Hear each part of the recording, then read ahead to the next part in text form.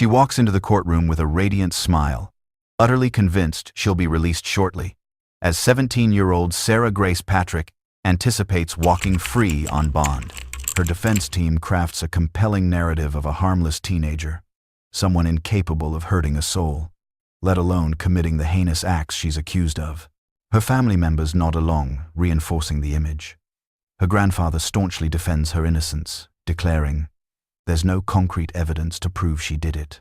Her father vouches for her character, promising she had never displayed a single warning sign. He scoffs. If they claim to have a mountain of evidence, that folder was remarkably thin. But her story begins to fray on social media. The judge appears to be swayed, yet what unfolds next is set to demolish that carefully constructed defense, as the prosecution calls its first witness. Her stepfather's sister approaches the stand, not as a supporter, but as a desperate voice pleading with the judge to keep Sarah behind bars. "My 5-year-old niece," she begins, "was woken up only to discover her parents' lifeless bodies. The profound trauma this innocent child will endure for the remainder of her life is simply unimaginable." Sarah's confident smile starts to falter. 2 people were gone forever, and investigators had unearthed something deeply disturbing about Sarah's conduct in the aftermath, a detail that would become a cornerstone of this true crime investigation. It was a piece of the puzzle that would be absolutely crucial to uncovering the truth. In the days leading up to the tragedy, Sarah had been active on TikTok. She was messaging prominent figures in the true crime community, pushing them to cover the very case in which she was the prime suspect. Her story quickly seized the public's attention. This became a chilling true crime saga where a charming facade and fierce family loyalty would prove insufficient. If you're unfamiliar with this case, brace yourself, because the events of February 20th, 2025 will challenge everything you think you know about familial guilt and just how completely a teenager's world can come undone. It was Thursday, February 20th, 2025, in the early morning hours, around 7 o'clock, on Tyus Road in Carrollton, Georgia. A 5-year-old girl wandered into her parents' bedroom and stumbled upon a scene no child should ever witness. Her 45-year-old father, James Brock, and her 41-year-old mother, Kristen Brock, lay on the bedroom floor, still and silent amidst a devastating scene. The little girl's cries reverberated through the quiet home.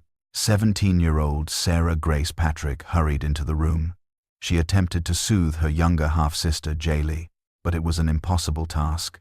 The child was utterly hysterical. In that moment, Sarah made a choice and dialed for help. Carrollton County Police were on the scene within minutes, with nearly half a dozen officers responding to the call. They discovered the couple in their bedroom, victims of multiple gunshot wounds. But then, investigators began to notice details that just didn't add up. There were no signs of a struggle, no forced entry, no shattered windows, or splintered door frames. It was just a middle-aged couple, taken in their sleep. Curiously, one door had been left slightly ajar. The residence was immediately secured, with yellow tape encircling the property. Preserving the evidence became the top priority as crime scene technicians arrived with their specialized kits. This had all the markings of an inside job, a scenario all too common in the world of true crime, perpetrated by someone with intimate knowledge of the family's life, their routines, and their vulnerabilities. Someone who knew when they slept and where they slept. But investigators couldn't be certain. Not yet. The evidence had to tell its story first. The most urgent issue was the welfare of the surviving children. Social services required an immediate solution. A woman named Caitlin O'Keefe stepped forward, offering to take both girls into her care. Caitlin had been a friend of Sarah's biological father before his divorce from her mother. James, the victim, was Sarah's stepfather, not her birth parent. Under the guardianship of a familiar face, Sarah started to settle back into a semblance of a normal routine. She was back in school within just a few days, where teachers noted she appeared remarkably calm and composed. In fact, She seemed almost too composed for someone who had just experienced such a profound loss. But beneath that placid exterior, Sarah was already putting something else into motion. It was something far darker than anyone could have imagined. And what her defense team didn't yet realize was about to become the prosecution's most damning piece of evidence. To grasp the full picture, you must first understand the family's history. Sarah's mother, Kristen, was divorced. After her first marriage concluded, she started a relationship with James Brock. They were together for a decade before finally marrying in December of 2023. They formed a blended family. Sarah and her brother were from Kristen's first marriage, while 5-year-old Jaylee was from James's prior relationship. From an outsider's perspective, they seemed like the perfect family, but appearances can be profoundly deceiving. James was battling severe heart problems and depended on a surgically implanted LVAD, a left ventricular assist device. It was a battery-operated mechanical pump that kept his failing heart functioning. This small detail will become absolutely critical later on, so remember it. The device was a last resort, a bridge to keep him alive until doctors could find another solution.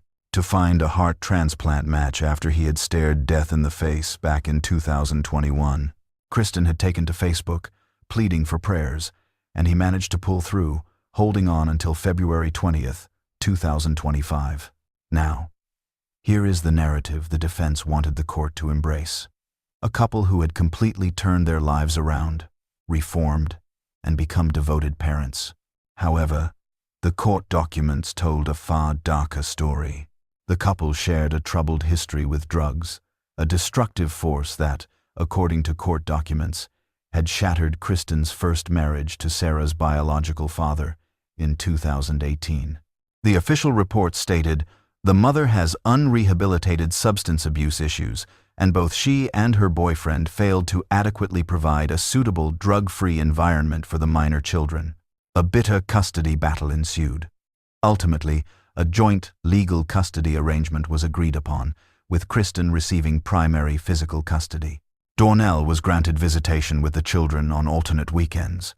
Yet the couple claimed they had moved beyond all that, having found religion and transformed their lives. Becoming deeply devout, they became committed members of a Catholic church in Carrollton, a town 45 miles west of Atlanta, attending services regularly, volunteering, and appearing utterly devoted to their faith and family. Following their deaths, the church held a memorial service. The pews were filled with grieving friends as family members spoke. James's eldest son from his first marriage delivered a profoundly emotional tribute. The air was thick with tears, embraces, and raw grief. Sarah was also permitted to speak. She walked to the pulpit, faced the congregation, and began, "I just wanted to say goodbye to my mama and Jamie, since we never really got the chance to. I was so used to you guys always being here, to the point that I never once thought to imagine y'all not being here. I didn't have a single clue how much I needed y'all until now. For James, thank you for all the life lessons you taught me, and for being the best bonus dad ever. Your heart will finally be healed in heaven, and neither of y'all will be in any pain anymore. Although that gives me so much comfort, your fight was not supposed to end there. And even though there's nothing we can do to bring them back, we still have control over how we treat the people with us today. Therefore, when someone tries to tell you anything, no matter how important it could be, just listen, because you never know when it might be somebody's time to go. You can say goodnight and wake up a few hours later, just to find out they aren't there. Just spread your joy and their love.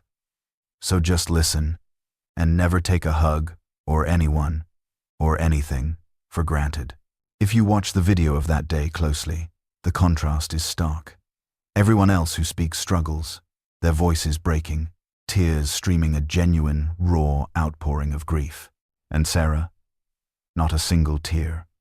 Her voice remains steady, controlled, almost too polished. Far too collected for someone who just tragically lost both guardians. Her composure is frankly chilling. Some attendees took notice, whispering about it afterward. Others rushed to her defense. Everyone grieves differently, they argued. Maybe she's in shock, just processing trauma in her own way. Then, investigators discovered something digital that would change everything. Before the murders, Sarah maintained a TikTok account, and like most teens her age, she spent hours scrolling, watching videos, creating content, and following trends. She had a particular fascination with true crime content, spending countless hours absorbing how cases unfold, how mysteries are solved, killers are caught, and evidence is analyzed. But after her parents died, Sarah began doing something strange, an action that would capture investigators' attention and become a central pillar of the prosecution's case. She started messaging true crime influencers, multiple creators, dozens of messages, all with the same goal, all following the same calculated pattern. She wanted them to cover her parents' case, the very murders she stood accused of committing.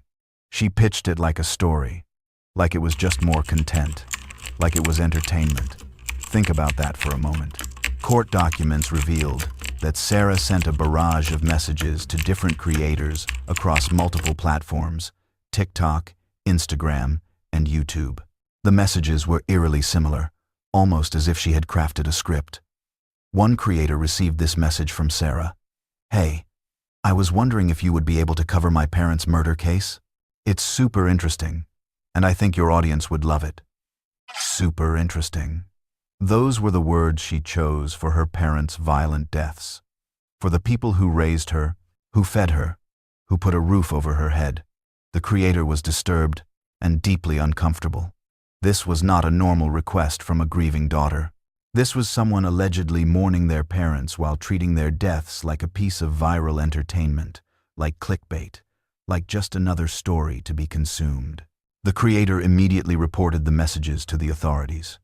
Screenshots were taken, every message was preserved, and every single timestamp was documented, were handed over to investigators who were already piecing together their case. Soon, other content creators stepped forward, revealing they had received similar messages. It became clear Sarah had been incredibly busy, systematically conducting outreach to build a narrative campaign, attempting to control the public story before she was even officially named a suspect. In response, the defense argued that Sarah was merely a daughter desperate for answers, trying to make sense of what had happened to her parents, processing her immense grief through the channels she knew best. As it turns out, the world of true crime content had always been a significant interest of hers. They claimed this was simply her unique way of coping. But prosecutors painted a starkly different picture. They saw a calculated maneuver from someone determined to seize control of the narrative, someone who was actively managing their public image long before any charges were brought against her. The messages themselves revealed a sophisticated awareness, a deep understanding of how true crime cases unfold in the public eye, how opinions are shaped, and how narratives can spread like wildfire. This wasn't grief, the prosecution contended. This was preemptive damage control. Investigators meticulously started to reconstruct the events of that fateful morning, the timeline, the precise sequence of events, and who knew what and when. Sarah's initial statement to police was that she had been asleep through the entire ordeal, insisting she heard nothing out of the ordinary until she was awakened by her little sister's terrified screams. Crucially, she claimed she never heard any gunshots. But the detail that would ultimately shatter the defense's position was what came next. Remember that LVAD machine we mentioned earlier? Here is precisely why it became so critical. Sarah herself admitted that she heard the machine's alarm, that loud, persistent beeping. You see, LVAD devices are equipped with built-in alarms, which are non-negotiable safety features. They are designed to activate whenever there's a major change in the patient's condition, such as a power disconnection, battery failure, internal bleeding, or even cardiac arrest. These alarms are specifically engineered to be impossible to ignore. They begin at a moderate volume and then escalate, growing louder and louder, more urgent, and more insistent with each passing moment. The severity of the sound directly corresponds to the severity of the medical problem. A detail confirmed in Sarah's own official statement to investigators. She stated she went to sleep around midnight on February 19th. Yet, she also admitted to hearing the LVAD alarm sometime between 11:40 p.m. and 11:50 p.m., a full 10 to 20 minutes before she supposedly fell asleep. She heard a critical medical alarm blaring from her stepfather's life support device, the very machine keeping him alive. And yet, she didn't get up to check on him. She didn't go to see if he was okay. She didn't alert her mother, and she didn't call for help. She just went to sleep. Let that truly sink in. But the glaring contradictions were only just beginning.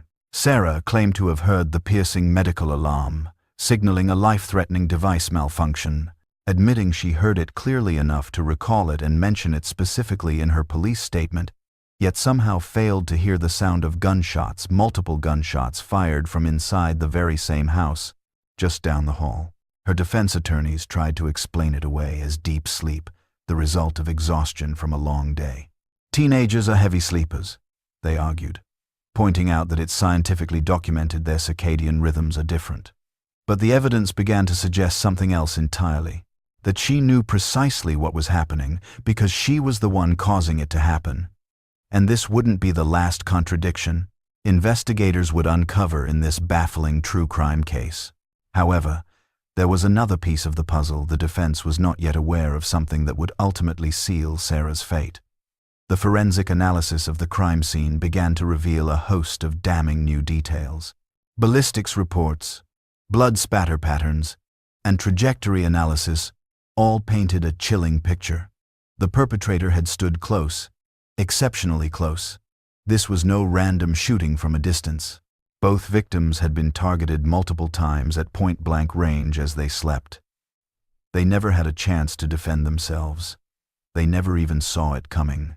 There were no defensive wounds, no indication that they had awakened before their final moments. The bedroom itself showed minimal signs of a struggle. The comforter was still mostly covering them, the pillows perfectly in place, as if death had arrived like a silent phantom in the night. Investigators spent days processing the scene, dusting every conceivable surface for prints and collecting every single fiber. Every drop of blood was meticulously catalogued, shell casings were photographed from numerous angles, and blood spatter experts carefully documented the telltale patterns, while crime scene reconstructionists meticulously mapped the bullet trajectories. The house itself began to tell a story. The downstairs area appeared completely normal, with a clean kitchen, an undisturbed living room, and nothing seemingly out of place. But upstairs, in that one bedroom, 2 lives had been violently extinguished. Neighbors reported hearing nothing out of the ordinary that night. No screams, no loud commotions. One neighbor did recall hearing what they thought might have been firecrackers at around midnight. But this was Georgia, rural Georgia. It was a place where people set off fireworks year-round. No one gave it a second thought. It was only later that they would come to the horrifying realization that those weren't fireworks at all. Those were the sounds of gunshots, ending 2 lives.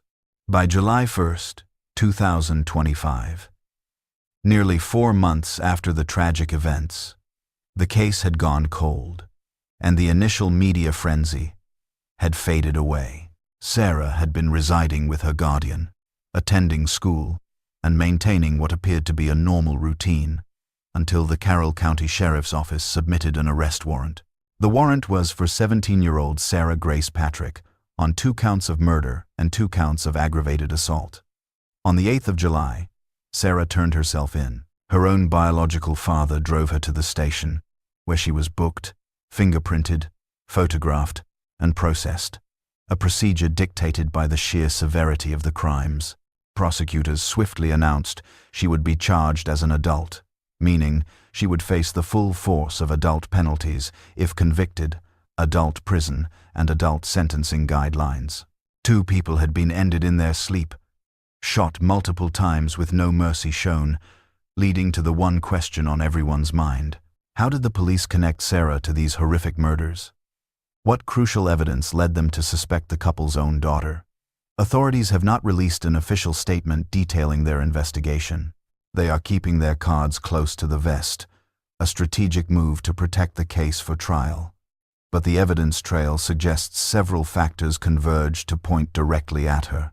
Sarah was 17 and an avid consumer of true crime content. She knew the mistakes criminals often made, understood how investigators think, and recognized what evidence truly mattered. She had reportedly watched hundreds of hours of true crime videos, delving into murder mysteries, cold cases, forensic investigations, and police interrogations. She knew the patterns, the procedures, and the methods detectives use, but as many stories in the world of true crime demonstrate, knowing about crimes and successfully covering them up are vastly different skills. It's theory versus practice. It was a matter of knowledge versus execution. Watching something explained on a screen and actually doing it under immense pressure are completely different experiences. Her devices were seized promptly. Her phone, computer, and tablet were all taken into evidence within hours of the murders, before she could think clearly and before she could cover her tracks. It is highly likely she didn't have time to delete critical information, as digital forensics experts began sifting through everything: her search history, her text messages, her social media accounts, and even recovering deleted files. Nothing escapes a thorough forensic analysis in the modern age. Data that has been wiped multiple times can sometimes be retrieved, revealing incriminating Google searches like "how to dispose of a gun" and "can police trace bullets?" And how long does forensic analysis take? These searches were allegedly made weeks before the murders, providing evidence of premeditation, alongside text messages expressing deep-seated hatred toward her parents. There were messages to friends venting frustration, anger, and a resentment that was clearly building, with statements like, "I wish they were dead, and I can't wait until they're gone." And the chilling line, "They don't deserve to be parents." These messages would later be presented as potent evidence of motive, with screenshots preserved, timestamps documented, and the context established. Every single digital breadcrumb was leading investigators closer to a horrifying truth, and those TikTok messages suddenly looked very different.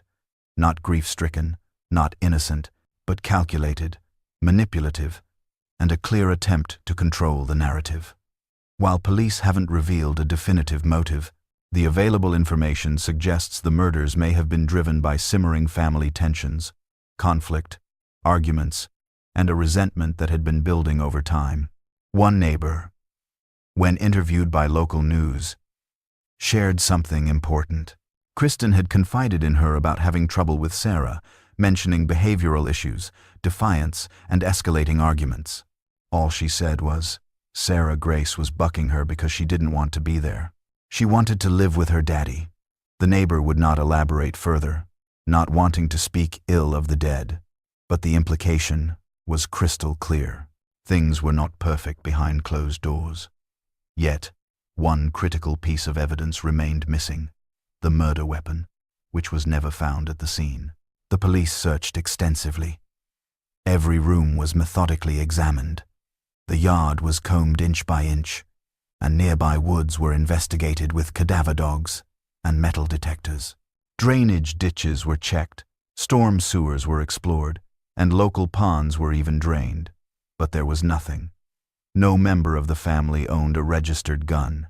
County records showed no firearms registered to James Brock, none to Kristen, no ammunition, no gun safe, absolutely no indication that anyone in the household had ever owned a weapon. This raised a host of critical questions. Where did the gun come from? Who provided it? And did they have any idea what it would ultimately be used for? Were they accessories? Or perhaps even conspirators? The most likely scenario is that Sarah obtained the gun from an outside source. Someone at school, maybe a friend of a friend, or someone who was selling firearms illegally. Georgia's gun laws are relatively loose, and private sales do not require background checks. These were off-the-books cash transactions, leaving no records, absolutely no paper trail. Following the killings, she would have needed to make the weapon disappear, perhaps tossing it into a river or burying it deep in the woods. She might have returned it to its source, meticulously wiping it clean of prints, or at least attempting to. It's possible the police later recovered this very weapon and discovered her fingerprints, her DNA, the forensic evidence that would directly link her to the gun. This would certainly explain their confidence in pressing charges. But in the world of true crime, authorities often keep these details classified. There have been no public statements and no leaked information. Everything is on lockdown until the trial begins. It's highly probable that surveillance footage played a pivotal role in the investigation. The family's home was situated in a wooded area, offering isolation and privacy from neighbors. But even rural settings are now monitored by countless cameras, from Ring doorbells to full security systems, not to mention the traffic cameras on the main roads. A single one of these could have captured Sarah leaving the house late at night or in the early morning, possibly carrying something, or walking somewhere she had no business being, perhaps to dispose of evidence. This combination of a digital footprint and physical evidence is precisely how modern true crime cases are solved. Now, brace yourself for what happened next. The bond hearing. The very moment Sarah seemed to expect she would walk free. In fact, she entered the courtroom with a smile. The witness statements commenced, with the defense calling a series of character witnesses people who knew Sarah intimately and believed firmly in her innocence.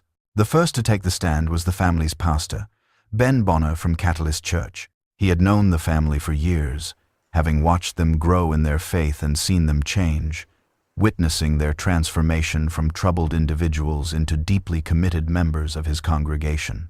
His statement read, "To the Honorable Judge, my name is Ben Bonner, and I serve as the lead pastor at Catalyst Church in Carrollton, Georgia.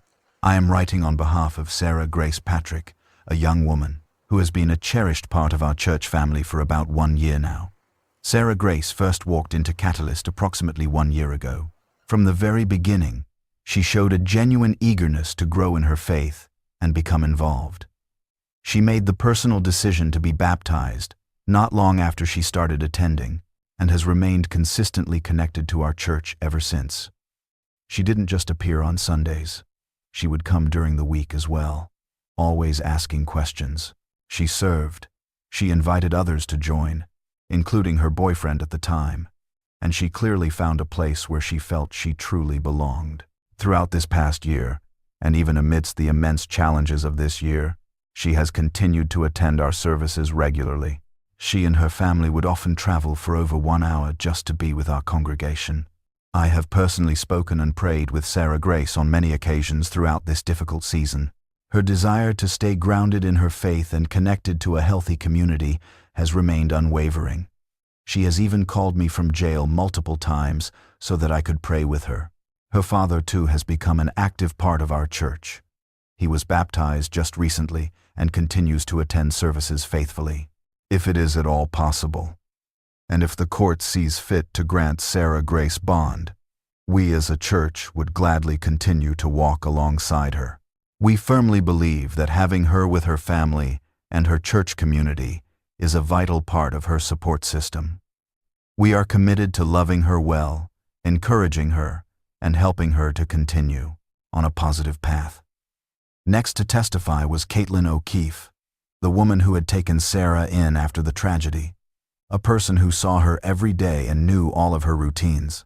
She knew her habits and observed her behavior in the immediate aftermath. She was asked, "Did you have any disciplinary problems or any type of issues with Sarah while she was staying at your house?"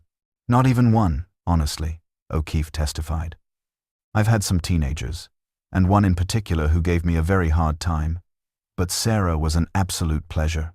She was easy. I have seen absolutely no indication that this girl could be capable of what she's accused of. She has been nothing but kind and cooperative. She helps with dinner. She plays with the younger kids. She does her schoolwork. She just seems like any other teenager who is going through a terrible tragedy." The testimony came across as sincere and heartfelt. It was clear O'Keefe genuinely believed in Sarah's innocence. She saw no warning signs, no red flags, nothing that would ever suggest a capacity for violence or deception. Other witnesses echoed these exact sentiments. Teachers, friends, and family members all described a good kid. She was someone who made mistakes, perhaps, but there was nothing violent, and certainly nothing murderous in her character, a detail often debated in complex true crime narratives. Maybe she was acting out at times, but she was not a killer. One of her teachers testified about Sarah's behavior in the classroom, describing her as quiet, attentive, and someone who always turned in assignments on time. She participated in class discussions and even helped other students. There were never any disciplinary issues, and never any behavior that caused concern. A friend took the stand to paint a picture of their bond. Years of close friendship filled with sleepovers, shared study sessions, and all the typical rituals of teenage girls, like shopping trips. They talked about movies and social media, insisting that nothing ever seemed amiss. Sarah, she claimed, was a normal, even happy teenager, at least from the outside looking in. The defense's case was gaining traction. The judge listened with focused intensity, jotting down notes and carefully weighing every word of the testimony. A current of cautious optimism could be felt at the defense table. It seemed possible this strategy would succeed, that a bond might actually be granted. But then, the prosecution prepared to introduce a witness who would alter the entire course of the hearing. The atmosphere in the courtroom shifted dramatically as Kim Bowling, James's sister, approached the stand. In the world of true crime, this is the moment the narrative changes, when the victim's family speaks not as character witnesses, but as voices for those who have been silenced. "My name is Kim Bowling, and I am James's sister," she began. "I want to thank you for allowing me the opportunity to speak here today. Ever since that tragic day when my brother Jamie and his wife Kristen were taken from us, I have had to become their voice, because they no longer have one of their own." She fought to get the words out, her voice cracking every few syllables as tears streamed down her face. It was a display of raw, visceral grief, the kind that cannot be feigned, born from an authentic and shattering loss. "I would like to share just how this brutal tragedy has impacted me. I didn't just lose my brother. I lost my sister-in-law in the most horrific, truly horrific way imaginable. Every single night, I lie awake, sleep evading me, haunted by the thoughts of what my brother Jamie and Kristen must have endured in their final moments. I'm tormented by the possibility that they were awake when the defendant came into their room armed. And I can only imagine. I imagine the absolute terror they felt with their last breaths." As her testimony continued, Bowling detailed the utter devastation her brother's murder had brought upon their family, describing how his children would now face a future without their father. She spoke of how birthdays and holidays would forever be tainted by his absence, how her mother had lost a son, and how their entire world had been shattered by a single, violent act. She made sure the court saw James as a person, not just another victim, a brother who never missed his weekly call, an uncle who adored and spoiled his nieces and nephews. He was a man who fought with everything he had to stay alive despite a failing heart, who endured surgeries, pain, and endless medical procedures, all because he desperately wanted to live. He wanted to see his kids grow up, she said, to get that heart transplant, to simply have more time. "With all of this in mind, I am deeply concerned for Jaylee's safety should the defendant be released on bond." She implored the judge to deny bond, to keep Sarah incarcerated, to protect the community, and to see that justice was served. Her voice gained strength as she spoke, her profound grief now laced with righteous anger. "Do not let her out," Bowling pleaded from the stand. "Please, for my brother, for Kristen, for the babies she left behind, and for Jaylee, who was the one to find them, who will be forced to carry that image forever." For the Bowling family, this wasn't a complex mystery. It was a clear-cut true crime case where the evidence pointed one way and justice demanded the accused remain behind bars. In their eyes, there could be no second chances, no bond, and no release back into society. But perhaps the most gut-wrenching moment of all came from the words of James's 12-year-old son. As he was too young to testify in person, his prepared statement was read aloud to the court by a family friend, Kelly Brown. "My name is Jaden Brock, and I am 12 years old. I wanted to speak today because my dad and stepmom were taken from me. I miss him every single day. What makes me even sadder is that I trusted Sarah, and I loved her like she was my own sister. Why would she do this to me? Why would she hurt everyone like this? I just don't understand why anyone would do something like this. But I know that it is not right. His words painted a picture of nightmares, fear, and a childhood irrevocably shattered by violence. Sarah's actions had obliterated lives, both young and old. The ripple effects of this tragedy were cascading through entire families and the community at large, and that confident smile Sarah wore at the start of the hearing, that smile was now completely gone, utterly vanished. She could only stare down at the defense table, refusing to make eye contact with anyone in the room. Sarah's legal team attempted to salvage the situation, arguing that she was merely a child, a teenager who made horrific decisions while under unimaginable circumstances. They contended she needed treatment, not prison, rehabilitation, not retribution. So, what we have here, Your Honor, her lawyer began, with Sarah Grace, is an individual with absolutely no prior criminal history, and is therefore not a risk to the community and not a flight risk or a risk to reoffend. The judge began to speak. Listening to the witnesses here today, if I weigh the testimonies from all sides and consider what I have heard, I am inclined to believe those closest, and I do mean closest. Family members voiced grave concerns that she was a flight risk and posed a significant danger to the community, as well as a danger to them personally, and that she presented a substantial risk of intimidating or manipulating witnesses. However, the state ultimately found that it had met its burden by a preponderance of the evidence. The judge then addressed her directly, stating, "And I do not believe that you are a proper candidate for bond at this time." After all the testimony was heard, the judge's decision was made. Bond was denied. Sarah would remain in the Carroll County Jail. No release, no house arrest, no ankle monitor, just full detention until trial. The charges were then escalated. 2 counts of malice murder, 2 counts of felony murder, 2 counts of aggravated assault, and 2 counts of possession of a firearm during the commission of a felony, for a staggering 8 counts total.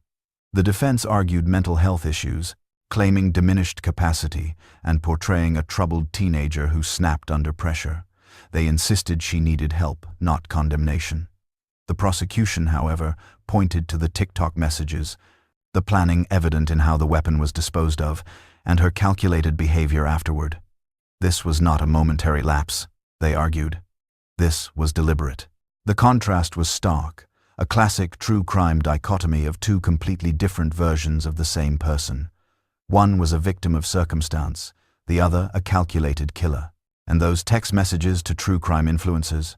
Prosecutors argued they demonstrated a chillingly full awareness and understanding of her actions, along with a clear comprehension of the consequences. The defense claimed she was simply processing grief and seeking understanding through familiar channels. But the evidence suggested she was carefully managing her public image, controlling the narrative, and attempting to shape how the public would view this true crime case before it even went to trial. Then, prosecutors revealed they had one more piece of evidence they hadn't yet played. Something was discovered during the forensic analysis of Sarah's devices. The details remain sealed, protected until trial. But sources close to the investigation suggest the findings are damaging, extremely damaging. Prosecutors have stated in court filings that investigations remain active, more evidence is yet to be revealed, and forensic analysis is ongoing. It's even been suggested that additional arrests may be made in connection with these murders, implying someone may have provided the gun.